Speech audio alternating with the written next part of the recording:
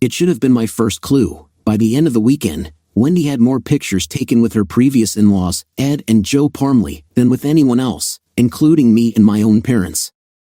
What bothered me the most were the photos of her with them while holding a picture of her first husband, Kevin.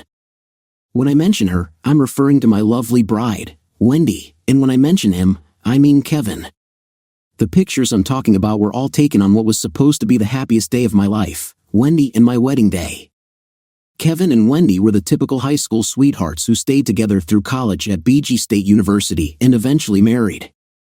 They had what many would call a storybook marriage, a love that grew deeper daily, making them the envy of everyone they knew. Kevin was the epitome of the all-American boy, excelling in everything he did, from sports to academics. He was a star athlete at Red River Falls High School and continued to shine at BG State, where he became known as a formidable player on the hockey team. Wendy, too, was the all-American girl, athletic and talented, serving as a cheerleader and later becoming a standout goalie on the women's hockey team.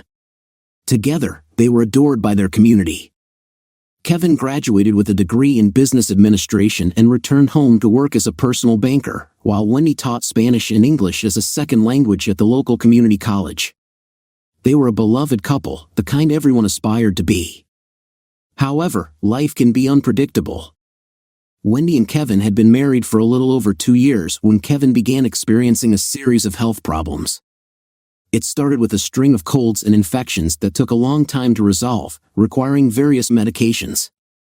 Each time it seemed he was recovering, another illness would hit, leaving him down for even longer. It was puzzling how someone in excellent health like Kevin could suddenly become so vulnerable. Finally, his physician ordered hospitalization and a series of tests to find the cause. Physically, Kevin appeared almost unchanged. He hadn't lost much weight or muscle, but he couldn't seem to stay well.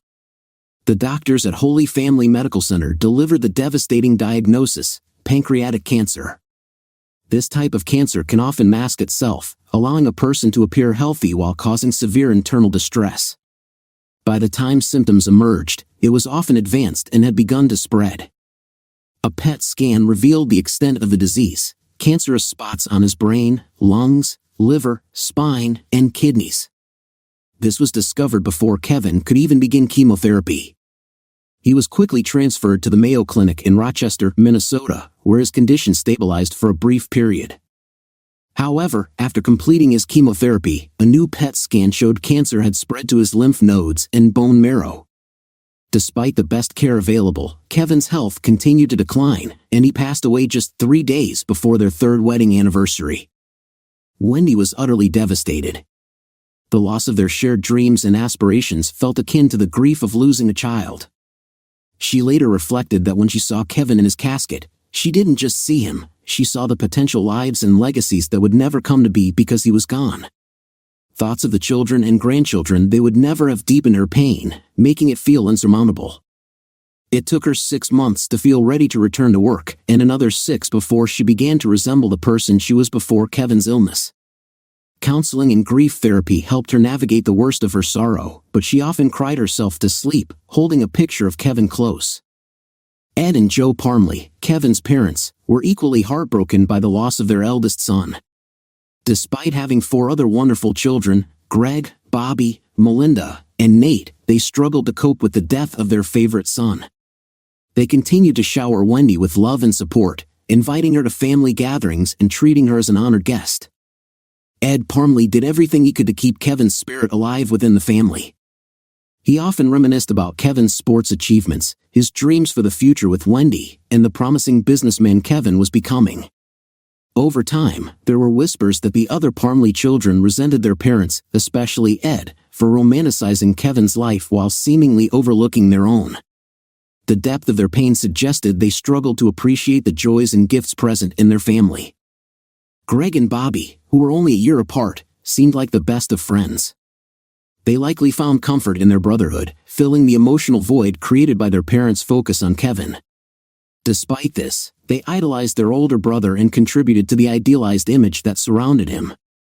Even in death, Kevin seemed to grow larger in memory than he was in life. Melinda, their only daughter, was a striking beauty, contrasting with her brothers, who were all athletes. She possessed a graceful demeanor reminiscent of pageant queens, while the youngest son, Nate, embraced an urban cowboy style. Nate loved wearing Western clothing, flannel shirts, fitted jeans, and his favorite well-worn boots. Despite his fashion choices, he was the auditorium and stage manager at Red River Falls Community College, having earned a fine arts degree with an emphasis in theater from McAllister College in the Twin Cities. Looking back on the day of my wedding, I realized there were signs I overlooked, ominous hints of the challenges that lay ahead. While it may not be possible to be overshadowed by a deceased person, my experience felt strikingly close to that. My name is Jack Fitzgerald, and I was a lieutenant with the Red River Falls Fire Department when I married Wendy Parmley. My aspiration to become a firefighter began in kindergarten during a fire station tour for Fire Prevention Week. I graduated from Red River Falls High School about 7 years before Wendy and Kevin. My path led me to St. Cloud State University, where I earned a degree in Public Safety Administration with a double major in fire science. I also became certified as a nationally registered EMT paramedic. After graduating, I passed the written and physical tests for the Red River Falls Fire Department, ranking first on the list of qualified candidates. I was offered a position as a probationary firefighter when the next opening became available. Red River Falls Community College had recently launched an associate degree program in fire science, and I served as lead instructor for the course on international building and fire codes. It was while teaching that class that I met Wendy Parmley. I was immediately struck by her flame-red hair, captivating aquamarine eyes, and the multitude of freckles that adorned her face and arms. I've always been a sucker for freckles. Though Wendy didn't smile often, when she did, it felt like the sun breaking through the clouds. She was tall, around 5 feet 9 inches, with a trim and athletic build. I felt hesitant about asking her out, especially after an English instructor at RFCC had shared some details about Wendy's past and what had happened to her husband. The thought of her enduring the pain of widowhood at such a young age weighed heavily on me. I saw her nearly every day at the college, and one day, we actually made eye contact. I offered her a smile and a wave, and to my delight, she returned both. No words were spoken, but I felt like I was on cloud 9 for days afterward. Suddenly, Wendy filled my thoughts, and I couldn't shake her from my mind. We often passed each other in the hall, exchanging smiles and waves from a distance.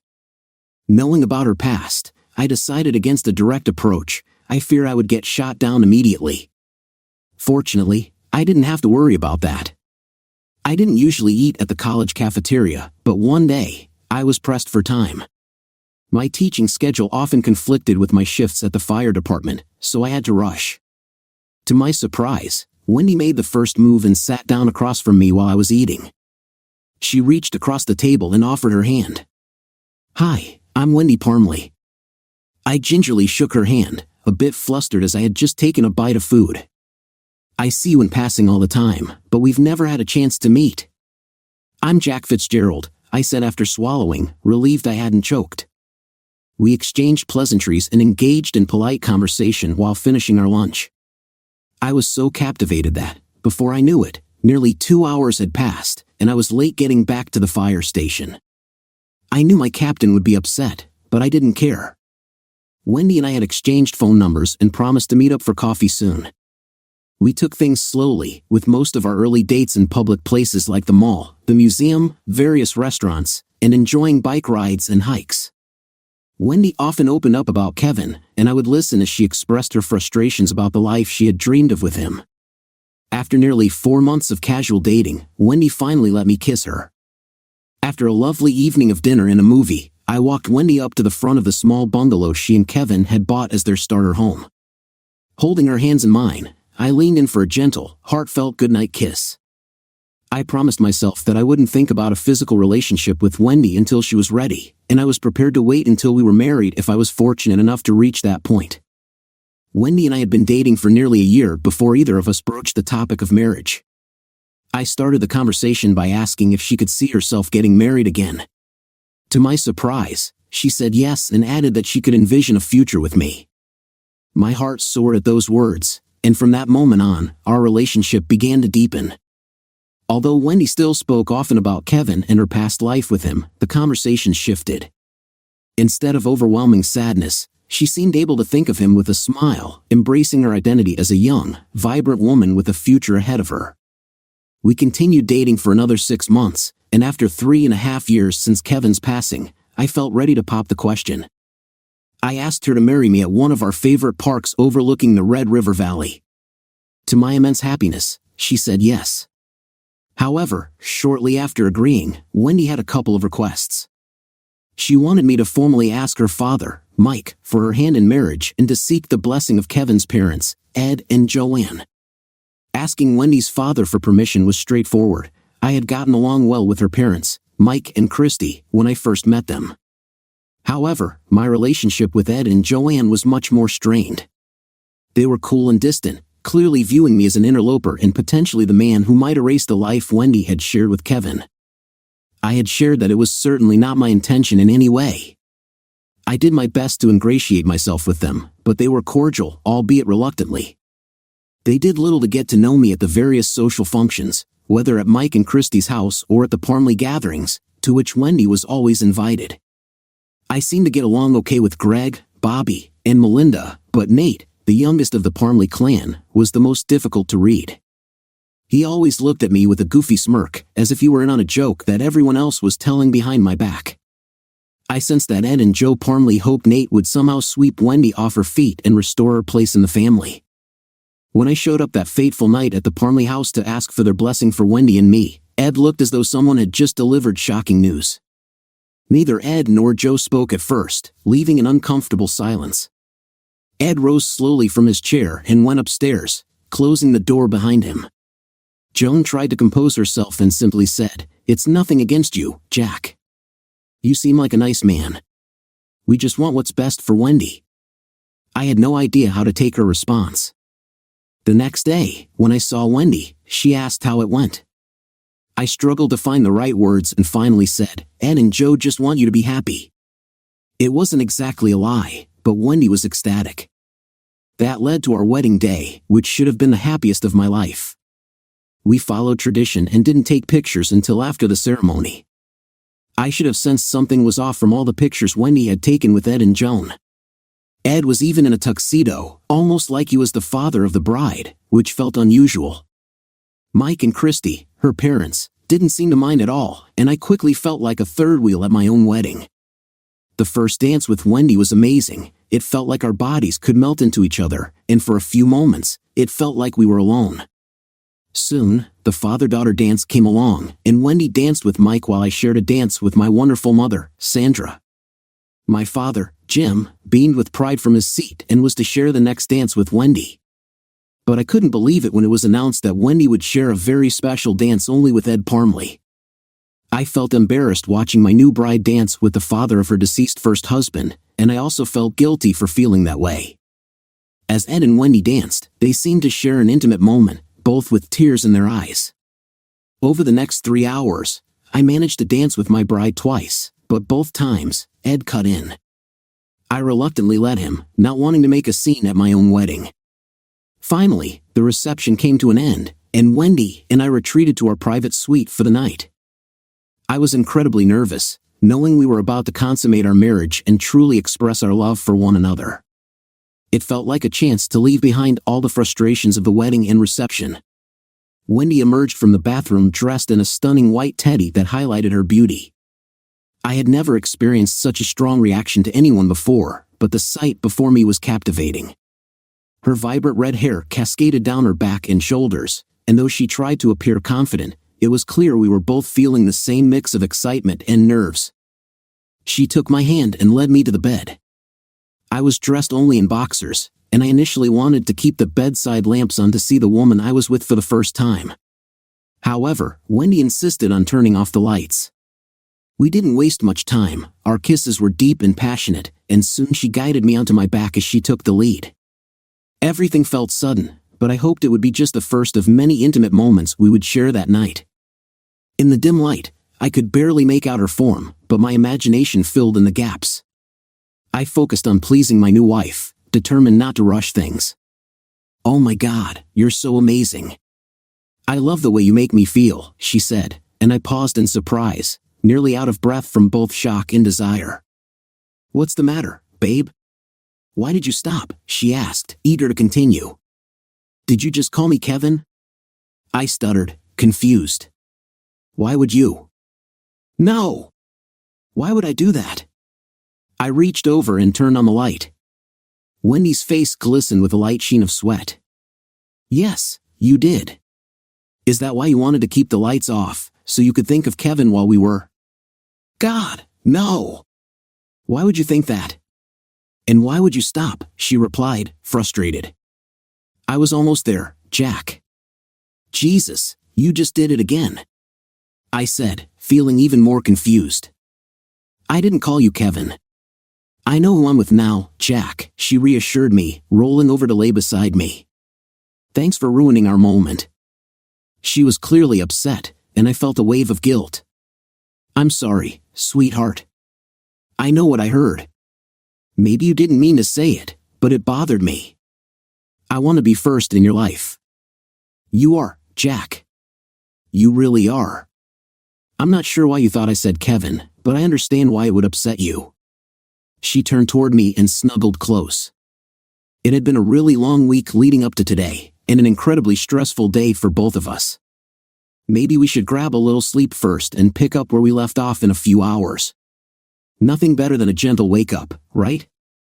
She kissed me softly, and I smiled at her. I reached down, put my boxers back on, suddenly feeling a bit shy about the moment.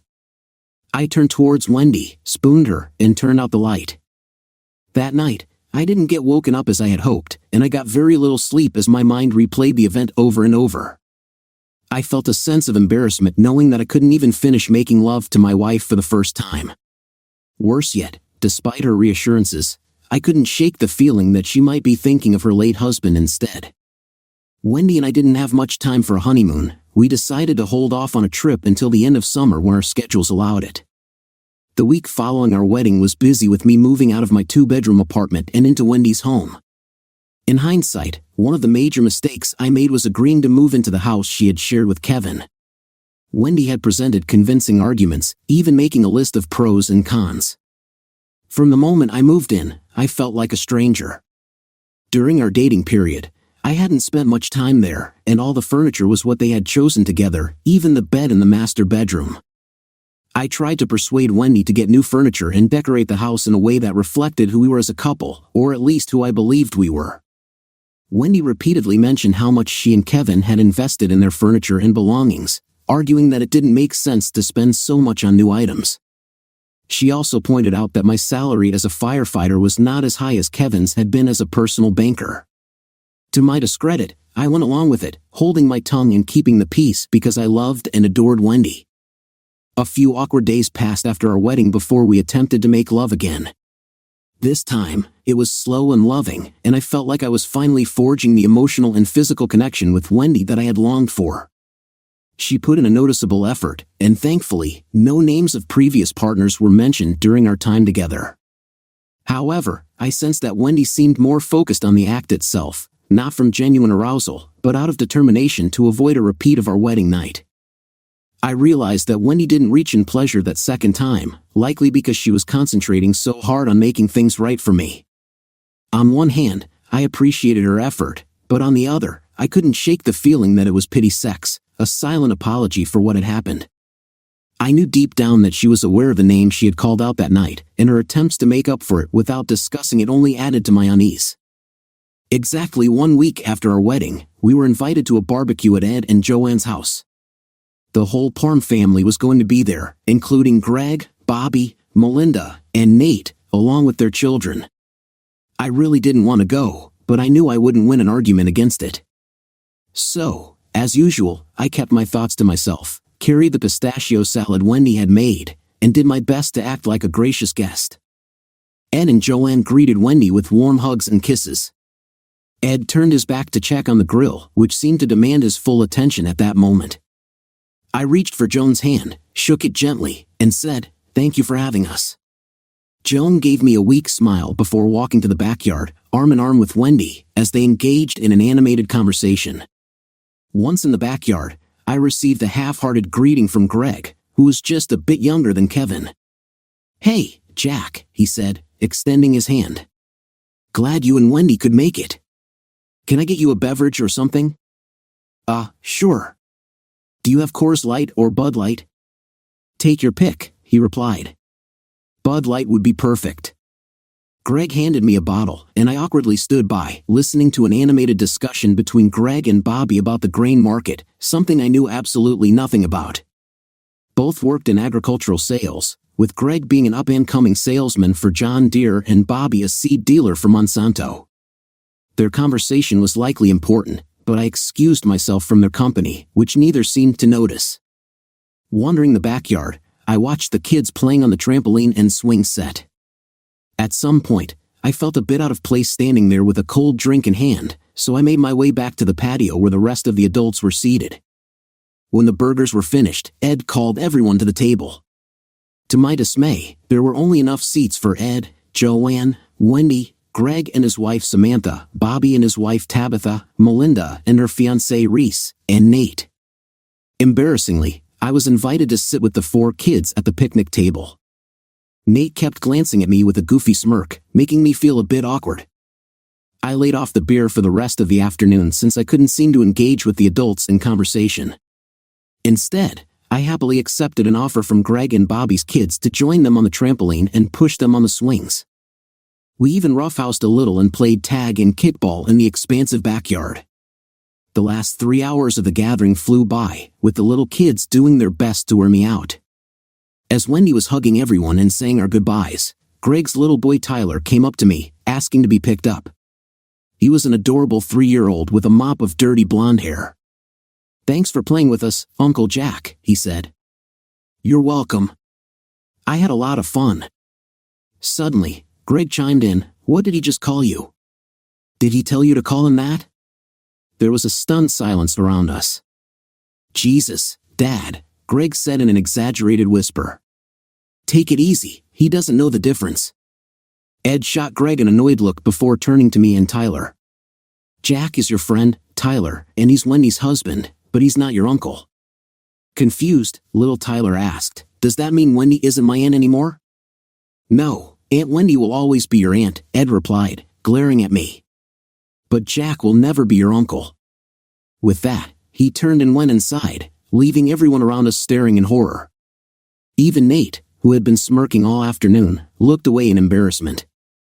I patted little Tyler on the back, thanked him again for playing, and handed him back to his father. "Come on, Jack," Wendy beckoned.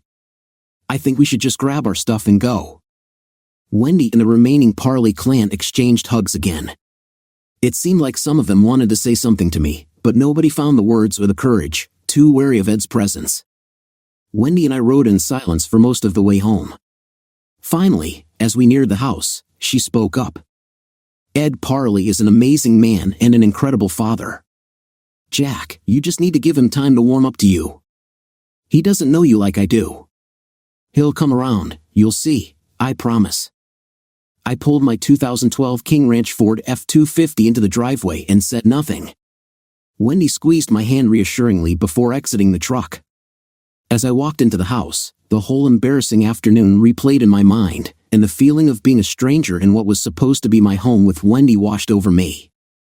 I realized that the only meaningful things I had brought with me were my stereo and my clothes. Wendy and I had decided that none of the furniture from my apartment matched the decor of the house, so it was all sitting in a rented storage unit. I longed to just sit back and relax while watching a ball game in my old recliner. It was only a year old, but it had built-in cup holders, a remote holder so it never got lost, and headphone jacks for listening to music or TV. The basement of Wendy's house was completely finished and was initially meant to house a workout room. I decided it was time to create a man cave. I had to work a 24-hour shift at the fire station the day after the incident at Ed and Joan's house, so first thing Monday morning, I drove my truck over to the storage unit and retrieved my 60-inch plasma TV, my theater-style wraparound sectional sofa, and my trusty recliner. I also picked up a foosball table and a pre-owned 8-foot pool table, with some help from my fellow firefighters. Wendy was teaching summer courses that day and had meetings at Red River Falls Community College. By the time she arrived home that night, my little project was ready. I thought about calling it the Jack Cave, but realized that sounded a bit silly. I promised myself I would think of a better name. I also hung up all my Minnesota Vikings and Minnesota Twins posters and paraphernalia. While I'm not huge into college sports, I did buy and display some Boise State items, too. Wendy came home around 4 p.m. and was surprised to see my friends there, but even more shocked by what we had done with the basement. She didn't say much at first, just taking in the sight of the guys playing pool and foosball while we watched a replay of last night's Twins game on the plasma TV. When I showed her the Boise State pennants and logos alongside the Vikings and Twins gear, she smiled politely, but after a moment, she covered her mouth and walked back upstairs. I wasn't sure what to make of it, but I thought she might be trying to hold back tears. My fellow firefighters noticed, too. "Party's over, guys," I said. My friends slowly filed out, and I thanked each of them as they left. Once they were gone, I trudged back into the house, feeling uneasy. I found Wendy in the kitchen, eating a banana while reading the newspaper, clearly trying to avoid looking at me.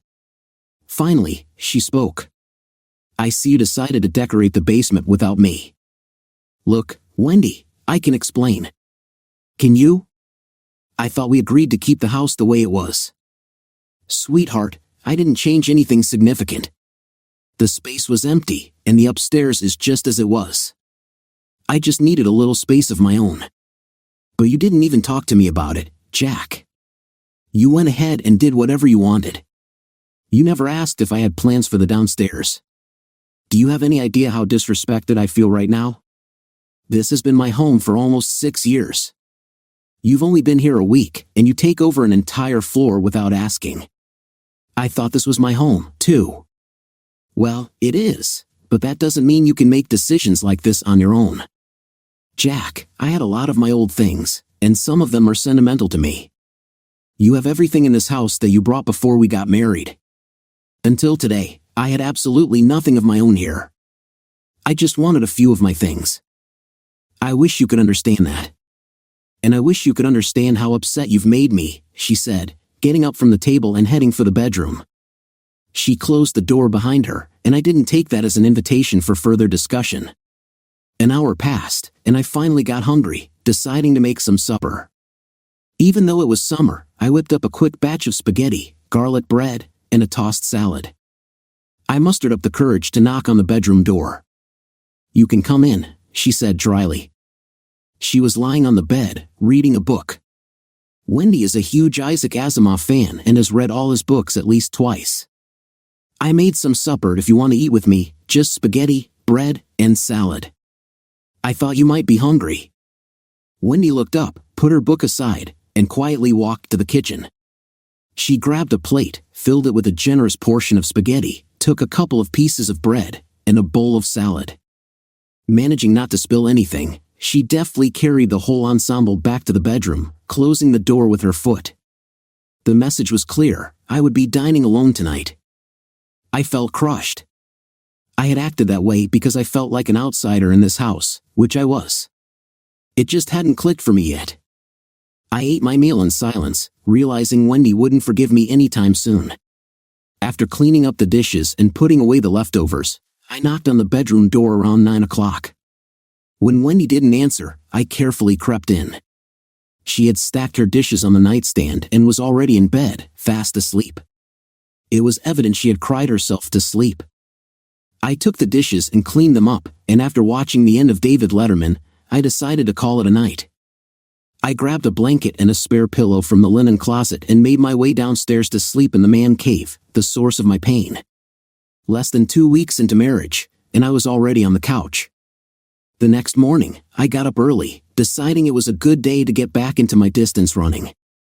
I was gone for almost 2 hours, probably longer than I should have run since it had been a while. But being out and about gave me a chance to clear my head. When I got back, it was only 7:30, but to my dismay, Wendy had already left for work. She had written a note and left it on the table. "Babe, left for work early for a meeting.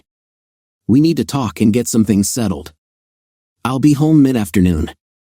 As the day went on, I braced myself for the fact that she might insist on the man cave disappearing, the one area of the house I could somewhat call my own, where I didn't feel like I was being watched constantly. True to her word, Wendy came home right at 2:30. She changed out of her teaching attire into a light sundress, and I had to admit she looked amazing. If it hadn't been for her anger toward me, I would have approached her differently. She immediately started in on me about the man cave and how we had agreed that decisions regarding decorating the house would be made together. What about all the furniture in the bedrooms, living room, and kitchen? What about that, Jack?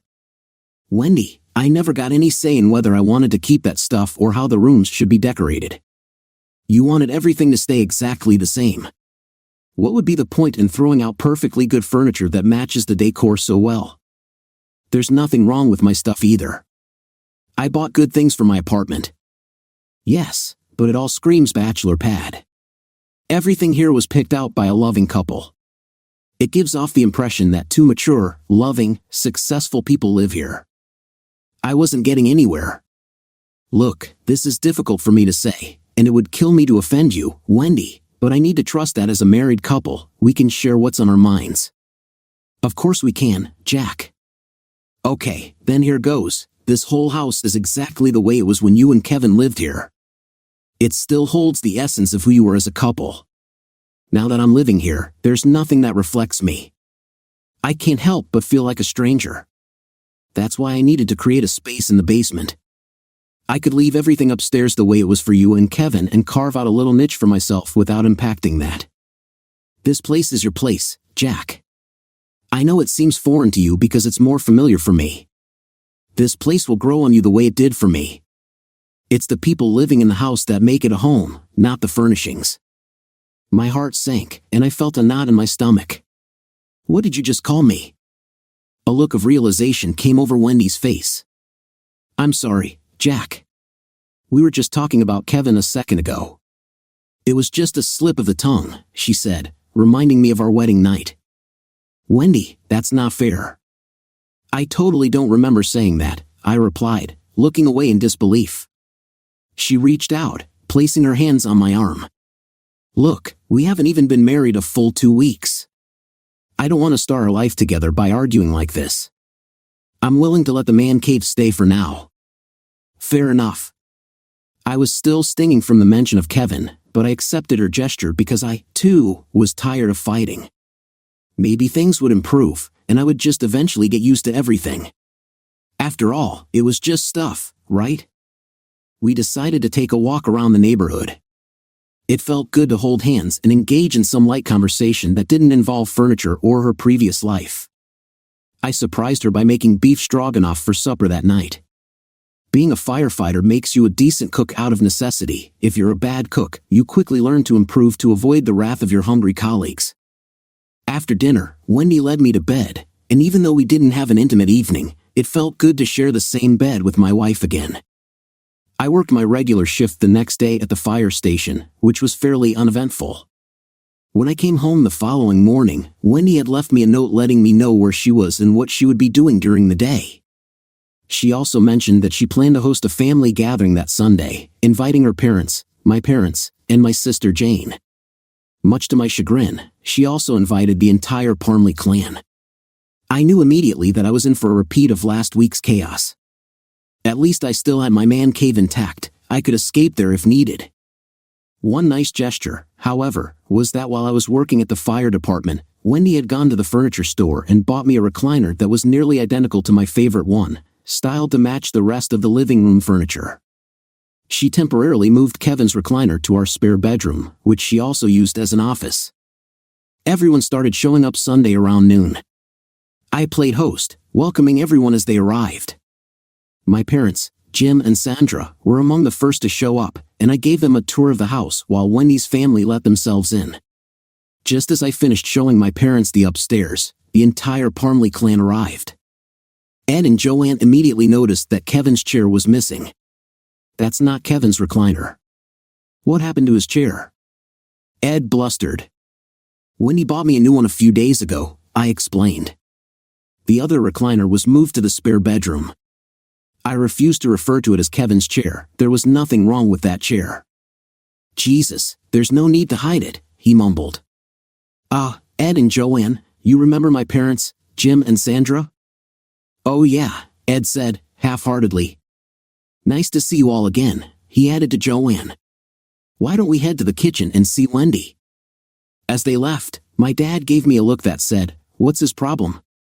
I tried not to make a big deal out of it, but it bothered me that Ed sat down at the head of the table, taking ownership of the space, irritating me to no end.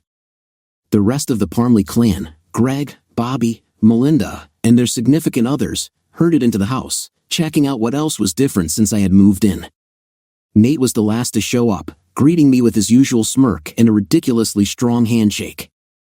It didn't take long for everyone to discover the changes I had made to the basement, and people began gravitating downstairs. The 4 Parmley grandkids were immediately drawn to the pool table and foosball table, launching into lively games without any regard for the rules. I wasn't about to interrupt their fun. As a bit of a gamer myself, I had set up an Xbox and a Nintendo system with age-appropriate games for the kids to enjoy on the big screen TV. Greg, Bobby, and Nate spent most of their time down there, along with my parents and Wendy's parents. The only major source of irritation throughout the day was the lack of seats at the dining table, so I chose to eat downstairs with the kids. It wasn't too big of a deal, as my parents joined me, and we had a good time watching the kids play. They had found their fun spot and weren't about to give it up. Eventually, after dinner, Ed Parmley made his way down to the basement. It was just me and the kids down there, as Greg's children insisted I play a game of foosball with them, 2 against 1. Ed looked disapprovingly at the space I had created and grunted, "You know this isn't what Kevin and Wendy had in mind for this part of the house." I couldn't get over the man's arrogance. It felt like he was trying to provoke me into an argument or catch me making a disparaging remark about Kevin to report back to Wendy. I thought it would be nice to create a more casual gathering space down here, a place where people could let their hair down a bit. "Seems to be a hit," I said, gesturing to the kids who were having a blast. Ed took a final look around, noticing some of Kevin's personal items in one of the 2 basement bedrooms. He shook his head and retreated upstairs without another word. By 7 o'clock that night, everyone had left the house, and Wendy's parents were the last to go. Even Mike, Wendy's father, complimented me on my work in the basement and mentioned how much fun he had. "Wendy said your man cave was a big hit." The kids had a blast, and I can't remember the last time everyone enjoyed themselves like that. I missed it. "Thank you, Jack," she said, then pulled me into her arms and kissed me passionately. Wendy silently led me to the bedroom and shut the door. She began to undress, revealing herself to me in all her beauty. I paused to take in the sight of her flowing red hair, her captivating eyes, and her smile. We ended up making love for nearly an hour. I managed to keep my composure, but I realized I needed the physical connection more than the emotional bonding it typically brings. I wish I could say Wendy and I shared a passionate night, but in truth, only one of us did. She cried out in ecstasy several times, mentioning both God and Kevin's name, while mine was never spoken. Somehow, I finished, driven by the need for release. When it was over, and the rush of hormones faded, the stark reality of my marriage settled in. Wendy quickly fell asleep, completely satisfied, likely because I had let her go, even as she called out Kevin's name at the height of her pleasure. Once I knew she was asleep, I slipped on a pair of boxers, grabbed a pillow, and made my way to the sofa. Sleep didn't come easy that night. I felt emotionally torn in a way I had never experienced. How could I be so in love with someone who seemed unable to reciprocate that love fully? How do you cope with a wife who is so wrapped up in the memory of her deceased husband while she's with you? I couldn't help but think of Susan Sarandon's line from Bull Durham, "Would you rather that I was screaming his name while making love to you or screaming your name while making love to him?" The thought brought a brief chuckle, quickly replaced by a wave of despair. It felt more and more like I would never have Wendy's heart and soul entirely to myself. Lying on that sofa, I felt more like a stranger than ever. I don't know when I finally fell asleep, but I was awakened around 4:30 by Wendy, dressed in a silky robe and still groggy from sleep. "Jack, what on earth are you doing out here on the sofa?" "I couldn't sleep after earlier." "I figured you'd pass out faster than I did," I replied. Wendy looked puzzled. "What do you mean, earlier?" "You weren't making love to me tonight. You were making love to Kevin. You called his name at least 3 times, I explained.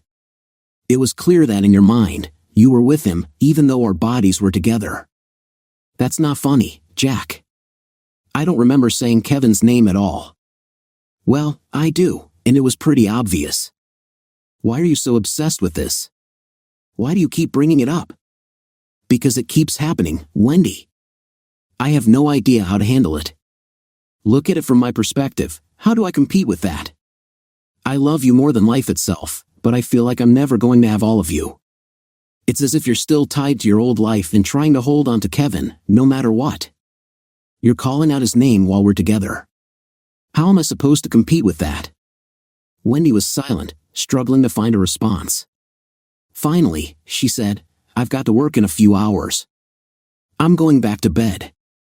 If you're comfortable on the couch, then stay there. But I'm not discussing this anymore. When you start making sense, Jack, I'll be waiting for your apology. She stormed off to the bedroom and slammed the door. Frustrated, I flopped back onto the sofa. Sleep, of course, eluded me for the rest of the night. Despite the intimacy we had shared hours earlier, Wendy and I felt like we were drifting further apart. I retreated to the basement and turned on the TV to catch some sports highlights and early morning news. I gave Wendy space as she got ready for work, anxious to avoid another tense standoff. I worked a 24-hour shift on Tuesday, then spent Wednesday and Thursday at home. I tried to keep the peace as much as possible, having dinner ready for Wendy when she returned from teaching. When we weren't eating, she was busy preparing for school or reading in the bedroom. I spent most of my time in the basement, watching TV or playing video games. There were projects around the house I could have tackled, but I felt too much like a guest to suggest any changes. For instance, there was a light fixture on the front porch that needed replacing, but Wendy insisted on finding an exact match since she and Kevin had picked it out together. I was walking on eggshells daily, and it was driving me crazy. The only moments I didn't feel the weight of anxiety were when I was at work or out for a run. My daily runs became my escape from the crumbling state of our marriage. I was growing tired of feeling like a third wheel in our relationship, and it felt like we were heading for a breaking point. On Friday, during my shift, we were dispatched to a house fire on the northwest side of Red River Falls. It was a manageable room and contents fire, primarily in the living room of a single-story bungalow. However, as we were exiting the home after putting out the fire, the wooden front steps collapsed under my weight. I didn't fall far, but I severely sprained my left ankle. Embarrassment washed over me. As an officer, I was supposed to lead by example. No respectable firefighter wants to admit they're hurt and can't continue. I tried to hobble on it as long as possible, but soon the swelling made it difficult to get my boot off. Eventually, a couple of medics had to cut the boot off, ruining a $300 pair of fire boots. I received a ride in one of our department's ambulances to Holy Family Medical Center. An X-ray revealed no fractures, thank goodness, but I was ordered off work for at least a week. After returning to headquarters, I limped my way back to my truck and drove home. Fortunately, it was my left ankle that was injured, so I could still use my right foot to drive. Around 1 o'clock in the afternoon, I pulled into the driveway and noticed Wendy's car in the garage. I was surprised to see her home early. She usually didn't arrive until around 3:30 or 4 o'clock. I did my best to navigate the house quietly on crutches. As I entered the kitchen, I didn't see any sign of her other than her keys and purse on the counter. Walking toward the hallway leading to our bedroom, I heard sounds coming from the room. As I crept closer, I realized, to my horror, that the unmistakable sounds of a man and woman engaged in passionate intimacy were coming from inside. My heart raced, and a lump formed in my throat as I realized the only explanation for the sounds was that Wendy was with someone in our own bed. How could she do this? Things were already strained between us, and now she was trying to fix it by bringing another man home while I was at work. It was bad enough that she cried out for her late husband during our intimate moments, but this felt like a betrayal I couldn't comprehend. Desperate for a glimpse of who was with her, I crept closer to the door, wincing at the pain in my ankle as I fought the urge to cry out. I leaned in, trying to see through the narrow opening. The sounds grew louder, yet they felt oddly staged, almost recorded. When I finally positioned myself to look, my breath caught. Wendy was sprawled across our bed, her eyes tightly shut, her face a mixture of pleasure and pain. She was using a medium-sized toy on herself, lost in a moment that should have been ours. Clutching a large photo frame to her chest, she was watching something on the TV, unmistakably a video of her and Kevin. It hit me hard. She was recreating an intimate moment with him, even in his absence. I felt the urge to cry as the realization settled in. It was evident that she was clutching a photo of Kevin, lost in a fantasy while using the toy, fully immersed in her memories of him. I had inadvertently opened the door wider, giving myself an unfiltered view of the scene. It felt like yet another nail in the coffin of what I had once hoped would be a fulfilling marriage. I couldn't shake the thought. I was being overshadowed by a man who was no longer alive, and the humiliation was suffocating. Just then, Wendy seemed to come down from her peak. As she opened her eyes to catch a glimpse of the TV, she caught sight of me standing there. A gasp of horror escaped her lips, followed by a shriek that sent her scrambling into the bathroom, slamming the door behind her. Feeling foolish, I turned and limped back toward the kitchen. Alcohol suddenly felt like a necessity. I hobbled to the fridge and retrieved a tall bottle of Budweiser. The hospital had also given me a prescription for Percodan, and I was tempted to take the entire bottle, washing it down with whatever booze was on hand. Over an hour passed before I heard the bedroom door open. By then, I was slumped in the new recliner Wendy had bought me, nursing my fourth beer and feeling the effects of the pain medication along with a large bag of ice on my ankle. Wendy emerged, dressed in her usual silk robe, clutching it tightly around her as if shielding herself from me. It seemed overly dramatic considering what I had just witnessed. "What are you doing home?" she asked, fighting back tears. "We had a house fire this morning," I replied, my words slightly slurred. "The porch gave way, and I twisted my ankle pretty badly. They got me an x-ray and sent me home with some pain pills." "I'm sorry, but why didn't you call me?" "It wasn't that big of a deal. I'm off work for a week or two." "You should have called me, Jack. You should have freaking called me." "What? So you could see what was happening back there?" I gestured toward the bedroom.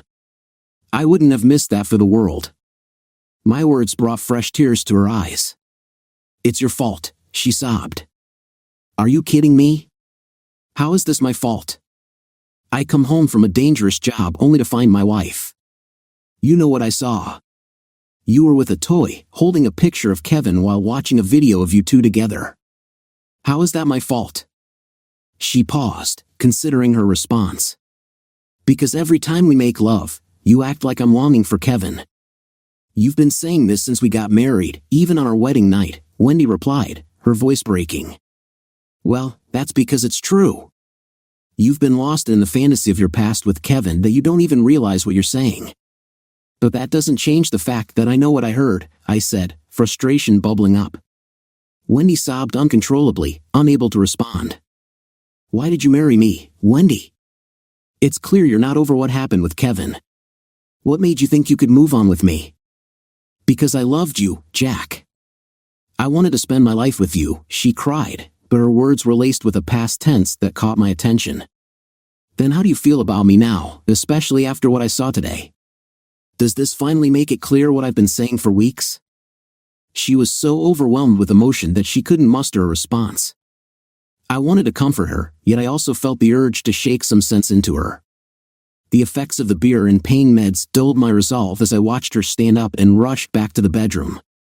Time blurred as I listened to her cries from the other room. I wasn't far gone enough to miss a trip to the bathroom, and I managed to shuffle there a few times. The night was long and restless, filled with the haze of alcohol and pain medication, accompanied by ice on my swollen ankle. When morning came, I awoke to find the remnants of my night scattered around. Empty bottles lined the coffee table, and my ankle was cold and wet from the ice. I was relieved to discover I could stand a little, despite the pain. Wendy entered the kitchen around 10 o'clock, looking good despite the shadows under her eyes. "I made some lunch for you, Jack, and there are leftovers for dinner if you want," she said, her tone reserved. "Where are you going?" I asked, hoping for a chance to talk things through. "Ed and Joan invited me over." "I'll be spending the day with them," she replied. "I really think we need to spend some time together," I pressed. "Can't you stay?" "I need time with people I trust, Jack. I just need space to clear my head." "We both do," she sighed. "What do you mean? You don't trust me anymore? What have I done to deserve that?" "It's not that, Jack. I just need some time apart to sort things out. I'll be home after dinner." With that, She gathered her things and left, and I was left alone in the house, which suddenly felt more like a prison. With no one to share the day with, I settled into my mini fridge in the basement, stocked with beer, and my favorite recliner. After a long shower, I decided to treat myself to a day of baseball games and movies, using the time to recover from my injury. I had to scoot down the stairs on my butt, but as the hours passed, I began to feel a bit better. The solitude was a welcome distraction, even if I was still grappling with the events of the past few days. As a firefighter and a certified paramedic, I knew the effects of pain meds. They either dulled the pain or helped you forget about it. Sometimes, not caring about the pain felt just as good as relief. And today, alcohol offered that same escape. Wendy didn't come home until almost 9 o'clock. I was still settled in my man cave, watching the Minnesota Twins struggle against Oakland. It was disheartening, but at least the game offered some distraction. When Wendy came home, our conversation felt more like an exchange between acquaintances than a married couple. We exchanged the usual pleasantries, but it was clear she was avoiding the elephant in the room. "I'm tired from spending the day with Ed and Joanne," she announced, a transparent attempt to sidestep our issues. She walked over, gave me a quick kiss, and asked if I needed anything before heading upstairs. I said no, and once again, I was left alone with my thoughts and the game. I wasn't keen on spending another night in the recliner, but the idea of sleeping in the same bed where I had witnessed such painful moments just a day before made my stomach turn. So, I settled in with a cold beer to help me forget. The next morning, I hobbled upstairs for a long shower, a fresh shave, and clean clothes. I found Wendy at the kitchen table, eating a bowl of fresh fruit. Our morning pleasantries felt formal, almost distant. "Jack, I want to talk about something," she said, avoiding eye contact. My stomach sank. "Good, it's about time." She hesitated before continuing. "Ed and Joanne are leaving for Hawaii on Wednesday for 10 days. They invited me to go with them." I put my spoon down, processing her words. "Hawaii for 10 days? "Yes, Ed's mother was supposed to go, but she just had a pacemaker put in, so they asked me to take her place." I felt a rush of suspicion. It was hard to believe Ed and Joanne's concern was genuine. "So there's only room for one, and I'm not invited?" I replied coldly. "Jack, you know how scheduling works at the fire department. You can't just take time off on short notice." "Yeah, I know that. But after everything that happened, your solution is to avoid it all and spend the day at Ed and Joanne's? Now you want to run off with them to Hawaii, leaving me to deal with this alone? I think we need some time apart to get our heads straight before we can talk about us as a couple," she insisted. "And you believe this can be accomplished on the beaches of Hawaii with Kevin's family?" "Jack, they're still my family too. Just because Kevin is gone doesn't mean my relationship with them ends. I would never expect that, but I wish you were focused on the family we were supposed to be building together when we got married." "I will be, I promise. Once I'm back, we can work on our issues. This time apart could be good for us." "Trust me," I said, shaking my head. "We haven't even had our honeymoon yet, and you're off to the tropics with Kevin's family. We can have our time together in August, Jack. I'll let you take me anywhere you want then." I stared at her in disbelief. It felt like talking to a brick wall. "I don't want you to go, Wendy. I really don't." She seemed taken aback. "Are you saying I can't go?" "No, I'm not trying to control you. I would never do that. But we're in a fragile place in our marriage. We're on extremely thin ice, as I said yesterday. Running away from me won't make this any easier. You're going on a 10-day vacation from your problems while I'm left here to deal with them every day. I have to manage this situation the best way I know how," she replied. "That's fine," I said, standing up from the table. "But remember, any decisions you make might have unintended consequences. This situation is revealing a lot about your commitment to our marriage." "What does that mean? Are you threatening me?" "It's not a threat, Wendy. You're choosing to escape from our problems, but you can't control how I respond to your choice." I put my bowl in the sink and retreated downstairs, leaving the tension thick in the air. The rest of the day was quiet. I called a couple of buddies from the fire department to help me retrieve my old bed from storage and set it up in one of the spare bedrooms in the basement. I didn't want to spend another night in the recliner or on the sofa. I moved my belongings out of the master bedroom while Wendy watched silently. The following days felt cold and distant. Wendy taught her remaining classes on Monday and Tuesday, using a teaching assistant for the finals since the term was nearly over. Most of her time was spent packing for her trip with Ed and Joanne or shopping for essentials, claiming she needed it for personal and mental health reasons. Surprisingly, her superiors agreed. As her departure drew closer, my despair grew. On Wednesday morning, I got out of bed early and caught Wendy just as she was getting ready to leave. "You weren't even going to say goodbye?" "Jack, this isn't easy, and I didn't want to make it harder for you. Once again, you take the easy way out and avoid me. Thanks a lot. I'll call you the minute we land in Honolulu, I promise." I said nothing, tears forming in my eyes. It felt like I was watching my life walk out the door.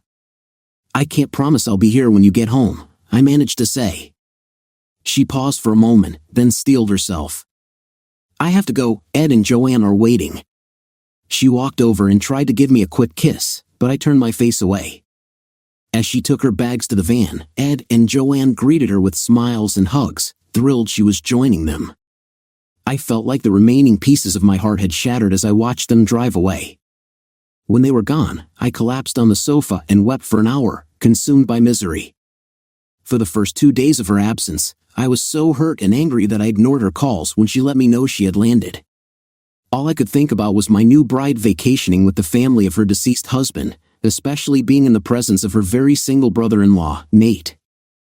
I had long suspected that Ed and Joanne might be trying to bring Wendy and Nate together, and now she was 5,000 miles away with him and the rest of the family. There was nothing I could do about it. I did my best to keep busy while she was gone. My ankle still bothered me, but I could manage without crutches. Ibuprofen became my ally, while the Percodan upset my stomach. I spent time at the Red River Falls Fire Department, working out in our small gym, focusing on exercises that wouldn't put pressure on my ankle. By the third day, I sensed that Wendy was becoming anxious because I hadn't answered her calls. Truthfully, I wanted her to feel the weight of her choice. Wendy had done everything she could to rationalize leaving me and our marriage for 10 days while she enjoyed the sun in the tropics with her former in-laws. If there was any way I could make her time less enjoyable, I knew it would affect the Parmleys too.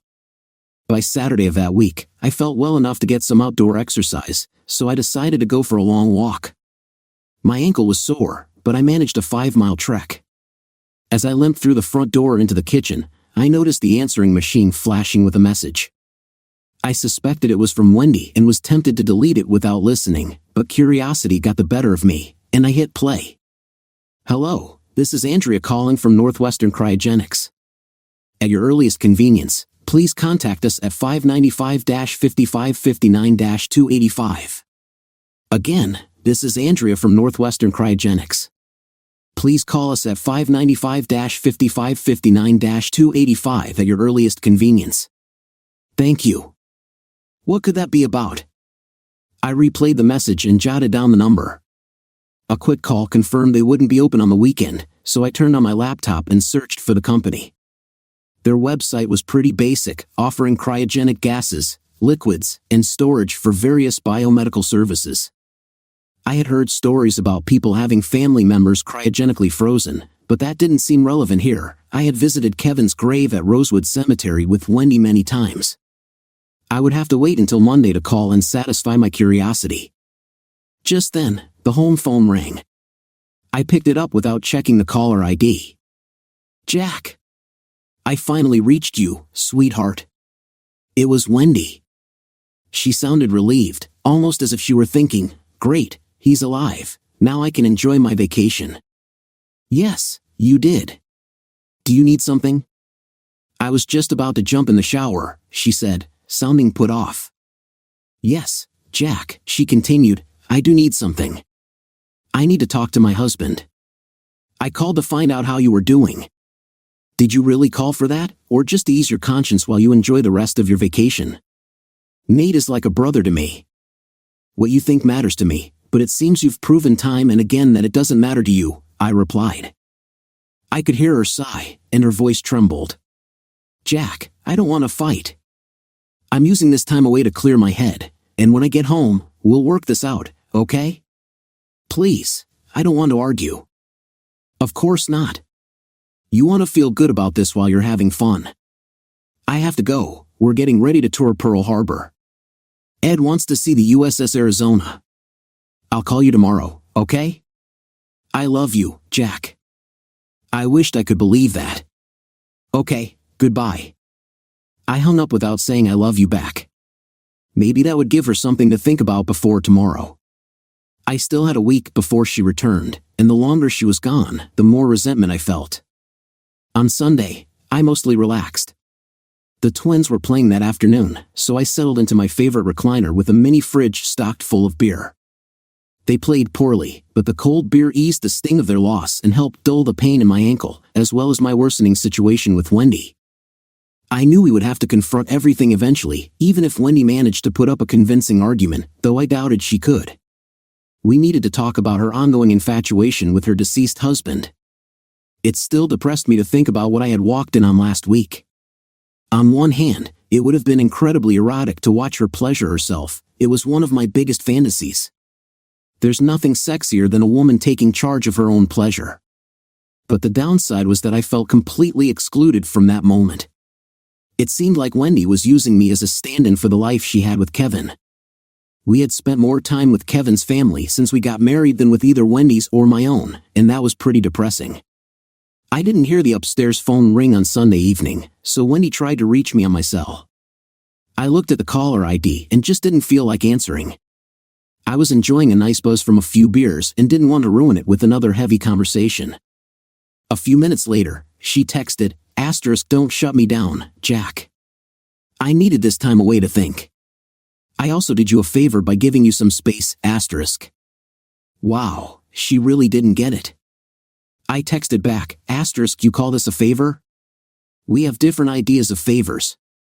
That's like amputating a leg for a sprained ankle, *. Apparently, she didn't like that response. *, you're taking this too hard, Jack. You're blowing everything out of proportion, *. I shot back, *, what do you call what I walked in on last week? How would you feel if you caught me watching something intimate with an ex-girlfriend in our bed, *. It took nearly 10 minutes for her to reply, *, that is totally unfair. Yes, it was weird for you to see, Jack. I can't just forget about Kevin. I didn't mean to hurt you. I just needed a release. You can't understand what it's like to lose someone you love as much as I loved him, *. I didn't even bother to respond. I turned my phone off, grabbed another beer, and switched from Fox Sports North to ESPN to watch the Sunday night game between the Yankees and the Red Sox. I wasn't a fan of either team, but the rivalry was always entertaining. As CC Sabathia delivered the opening pitch, I remembered something my dad once said, "Never argue with a crazy woman, they'll drag you down and beat you with experience." Wendy was taking crazy to a whole new level. I had to decide if I was willing to go along for the ride. On Monday morning, I went for another long walk, nearly 10 miles. My ankle held up pretty well with the brace. It was almost noon by the time I got back home, grabbed the mail, and headed inside. The memory of the message from Northwestern Cryogenics popped back into my mind, so I retrieved the number and called. "Northwestern Cryogenics, this is Andrea." "How may I help you?" she said cheerfully. "Hi, my name is Jack Fitzgerald. I'm calling on behalf of my wife, Wendy Parmley. You left a message for her this past weekend." "Oh yes, Mr. Fitzgerald. I meant to call her on Friday but got busy with a meeting. I was in the office on Saturday and wanted to let her know I called. Unfortunately, she isn't here right now. Is there a message I could relay?" I asked. "I'm sorry, but HIPAA rules prevent me from discussing anything with you. I can only speak with your wife." I sighed, realizing I wouldn't get any answers that way. "I understand. I'll see if I can get her to contact you later. Thank you for calling, Mr. Fitzgerald." Weird. I was no closer to solving this mystery. As a firefighter and paramedic, I was well aware of HIPAA regulations, which protect patient privacy and limit how personal health information can be shared. Whatever Wendy's business was with Northwestern Cryogenics, I'd have to be a bit sneaky to find out more. Against my better judgment, I contacted the fire station to see if my friend Monica Banner was working. Monica was a talented firefighter and a fantastic medic, and we were great friends. She was one of the few women on our team and fit into our group effortlessly. There was absolutely nothing romantic between us, but for some reason, I never mentioned how close we were to Wendy. I stopped by the fire station that afternoon, eager to see if Monica could help me figure out what was going on. Having not heard from Wendy all day. I assumed she was still upset about our text exchange the night before. Monica had just returned from an ambulance call and was finishing her medical run report when I arrived. "Hey, look at you, Gimpy. Nice of you to drop by," she said with a grin as I hobbled into the station. "If I didn't know better, I'd almost think you were happy to see me." We chatted for about 15 minutes, exchanging pleasantries and catching up on the happenings at Red River FSE Fire Department.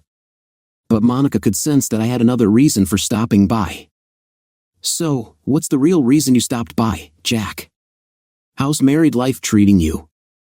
Her concern was evident when she saw the dejected look on my face. "Not so good, actually. It's becoming more and more clear that I may have made the worst mistake of my life."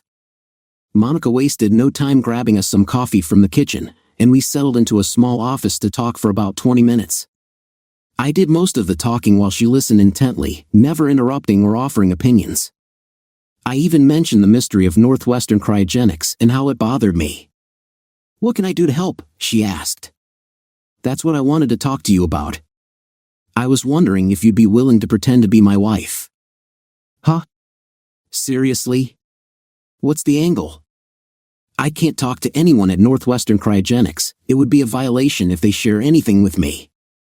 But they might believe you're Wendy if you call. I can give you Wendy's information to make it convincing." "I don't know, Jack. This is kind of weird. Please, Monica. I wouldn't ask if it wasn't important. My marriage is hanging by a thread right now. I just need some peace of mind." After a moment of thought, she agreed. "Okay, but you owe me a steak for this deal." We went downstairs to the basement and used my smartphone to contact Northwestern Cryogenics. Luckily, they were still open for another hour. "Northwestern Cryogenics, this is Andrea. How can I assist you?" Yes, this is Wendy Fitzgerald. I had a message to contact you." "I'm sorry, I don't have a Wendy Fitzgerald in our system." "Are you sure you called the right number?" Monica quickly covered the phone with her hand. "What do I do?" she whispered. "Oh, tell them you're Wendy Parmley. You got remarried. Wendy Fitzgerald is my married name. I'm registered under Wendy Parmley." "Just a moment, please." We could hear the sound of keys clicking in the background. Yes, here it is. "Could I please have you verify your date of birth and social security number?" Monica provided Wendy's information from a piece of paper. "Very good, Miss Parmley. The reason I'm calling is to confirm that your request has been processed and your cryo package has been shipped. It will arrive at its destination tomorrow. Could you please verify the destination of the package?" Monica asked. "Yes, ma'am. Your package is scheduled for delivery to Macmillan Women's Clinic in Red River Falls, addressed to Dr. Virginia Howard." Monica looked at me, confused. "Thank you. Can you tell me what all is in those packages?" "Excuse me?" Andrea asked. "The packages. Can you confirm what is being shipped to the clinic?" Good question, I thought. "Well," Andrea continued, sounding a bit confused, "the package contains 5 vials of preserved donor sperm." Monica's jaw dropped in shock, and I felt my blood run cold. "Can you tell me about the donor?" she asked. "I beg your pardon?" Andrea replied. "The donor. Can you tell me about the donor?" "Miss Parmley, the sperm was donated and banked by your husband, Kevin Parmley." Monica's face went pale, mirroring my own shock. I slumped down in my chair at the revelation. "Okay, thank you," she said, her voice trailing off. "Will there be anything else, Miss Parmley?" "No, that will be all. I'll call the clinic tomorrow." "Thank you." I ended the call, and Monica and I exchanged horrified looks. Wendy had requested sperm samples from her deceased husband to be delivered to a clinic. It was clear she wanted to get pregnant by him. Jack, I'm so sorry. I have absolutely no idea what to say, Monica said, looking lost for words. I guess I have more investigating to do. Is Wendy on her own insurance through the college, or is she on our plan through the city? I thought for a moment. She dropped her insurance when we got married. It costs a lot less for her to be on my plan. Can you contact Blue Cross and find out what's going on? If she were to actually do something like this, it would have to go through insurance. IVF costs between $30,000 and $40,000, and our insurance only allows 2 attempts. I definitely don't have that kind of money lying around, and neither does she. Oh, hell no. I'd never be able to afford that, especially after I dropped a $20,000 down payment on my truck and camper last year. Wendy, on the other hand, might have some money left from Kevin's life insurance. I knew she used most of it to pay off their house after he died. If I were you, Monica suggested, I'd contact Blue Cross and find out if she had that planned. If it was run through insurance, surely they'd have to share at least some information with you. I don't know for sure. I'd think so, but you never know with these HIPAA laws.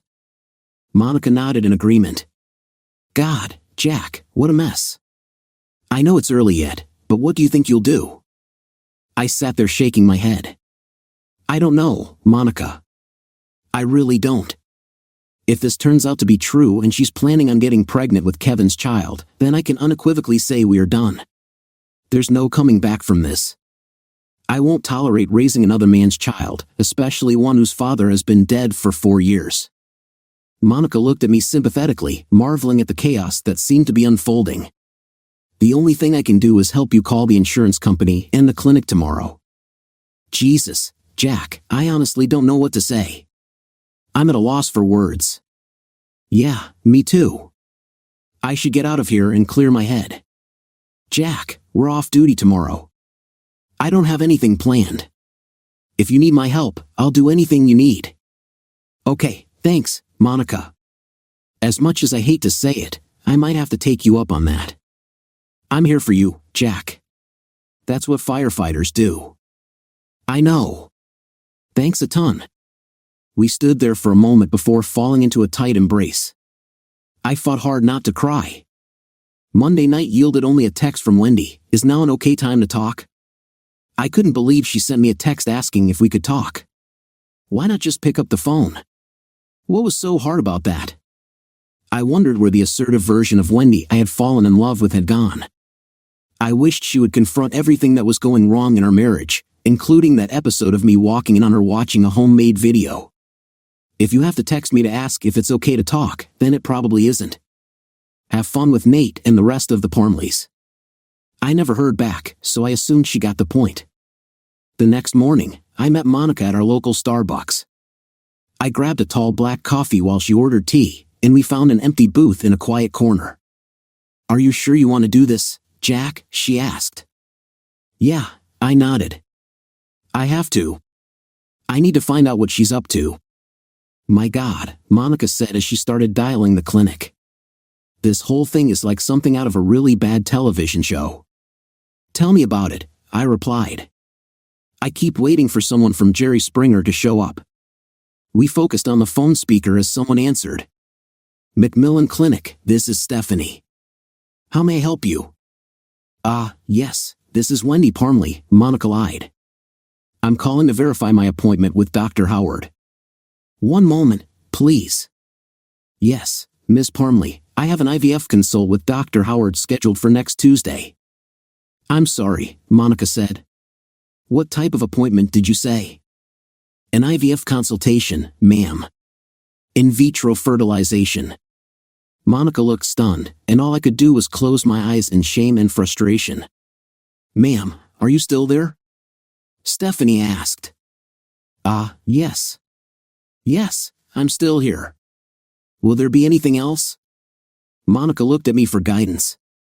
I mouthed the word insurance to her. "Oh, yes," Monica replied. "I was wondering if this is going to be billed to my insurance or not." I have Blue Cross through the city of Red River Falls. One moment, please. After a minute of checking, Stephanie replied, "It looks like this account is being billed through a private payer." I guess I wasn't expecting that. Can you confirm who this is being billed to? Monica asked. Did you not make this payment arrangement, Ms. Parmley? Yes, I did, but I just want to make sure everything is correct. Sure, Ms. Parmley. Can I have you verify some information for me? Absolutely. Can I have you verify your social security number, your insurance carrier and plan number, your home address, and your home and mobile numbers listed on the account? It isn't being billed to your insurance carrier, but I just need the info for identification. I sure can, Monica replied, relieved. She read everything verbatim from the instructions I had given her. Thank you, Miss Parmley, Stephanie said, sounding satisfied. According to the account, prepayment for the consultation and procedure has been made by Mr. Ed Parmley. Son of A. I knew it. I slammed my fist down on the table in frustration, immediately trying to compose myself as I drew the attention of everyone in the coffee shop. Thank you, Stephanie. I appreciate all your help, Monica said, taking my hand and desperately trying to comfort me. No problem, Miss Parmley. We'll see you next week. Oh God, Jack, I don't even know what to say. Let's just get out of here. We left the Starbucks and headed back to my truck. It was all I could do to keep from hyperventilating. My marriage, as I knew it, was over. The woman I intended to marry had apparently married me with the intention of getting pregnant using her deceased husband's cryogenically frozen sperm, planning to raise the child as mine, fully aware of what she was doing. I was effectively being sidelined by Kevin Parmley from beyond the grave. We drove back to the fire station so Monica could get her vehicle. As she got out, she turned and said, "Hey, Jack, do you want to come over to my place for a bit? I can brew some more coffee, and we can just sit and talk." I shook my head. I appreciate the offer, Monica, but I need to head back and start sorting things out. What are you going to do? I let out a long sigh. Well, the first thing I need to do is call my old landlord and see if I can get my old apartment back or something similar. Once I've got that figured out, it's just a matter of moving my things out of Wendy's house and getting the rest from storage. Monica stood there, nodding, unsure of what to say. Please keep me posted. Let me know if you're okay. I'm here for you, anything you need. If you need help moving, just let me know. I won't breathe a word of this to anyone, I promise. I know, Monica. Right now, besides my parents and sister, you're the one person I know who has my back. Damn right I do, she said, managing a smile. Monica had a total tomboy vibe but also an incredible smile. I'd always sworn I wouldn't date anyone I worked with, especially not a subordinate. That never ends well. But if I ever did break that rule, I'd seriously consider it with Monica. The only problem was that we were all pretty sure Monica was a lesbian. I contacted my old landlord shortly after leaving Monica at the fire station. Unfortunately, my old apartment had already been leased. However, Allison Kendrick, the vice president of the company, offered me a great deal. Since there were no remaining ground floor units available, she offered to rent me a second-floor apartment for the same price as my previous one. This was fantastic because my original apartment was a one-bedroom, while the second-floor units were all 2 or 3 bedrooms. The one she offered me had a poolside entrance and was a 3-bedroom. I'd be saving about $300 a month. I rented a small U-Haul for the night, confident I could get my things from Wendy's house and then return for the rest from storage. True to her word, Monica showed up to help me move, bringing along some friends. Thankfully, they were people I didn't know well yet, as I wasn't ready to spill the details of my failed marriage to my fellow firefighters and medics. While I knew they would be caring and respectful, I also knew they might avoid me like the plague. Firefighters and cops often have a reputation for being a bit harsh during divorces, and I had no reason to think I'd be any different. The story continues in the next video. Link to part 2 in the description of this video. Thank you for watching and for your likes.